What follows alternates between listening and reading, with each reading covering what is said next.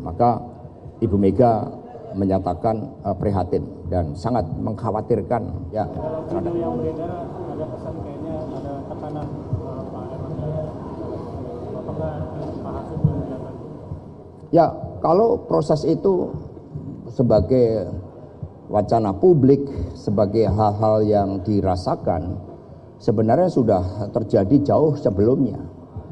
Ketika sebelum Pilpres itu berlangsung. Bahkan tekanan-tekanan itu juga masih terjadi yang dialami wali kota kami, Ibu Ita misalnya. Itu ketika Pilpres juga menghadapi hal yang sama. Dan ketika berbagai upaya akomodatif itu sudah dilakukan, ternyata pada akhirnya tetap. Maka ini menjadi suatu pelajaran yang berharga bagaimana kita harus betul-betul kokoh menghadapi tekanan apapun, ya kita harus kuat. Karena sejatinya percaya diri, hidup merdeka, hidup berdaulat, kalau itu diyakini dalam kekuatan kolektif, itu mampu menghadapi intervensi apapun dengan menggunakan hukum sekalipun. Maka Ibu Mega menyatakan prihatin dan sangat mengkhawatirkan terhadap kehidupan demokrasi ke depan karena implikasinya itu nantinya juga sangat luas.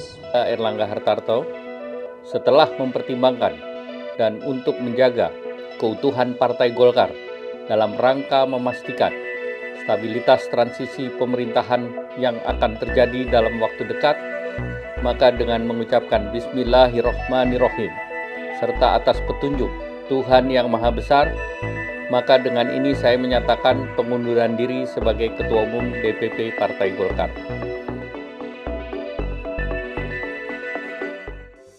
Di antara banyak sumber informasi, kami layak dipercaya. Karena kami menggali lebih dalam, berpihak pada kebenaran, berpegang pada data dan fakta, agar layak Anda jadikan referensi. Kompas TV, independen, terpercaya.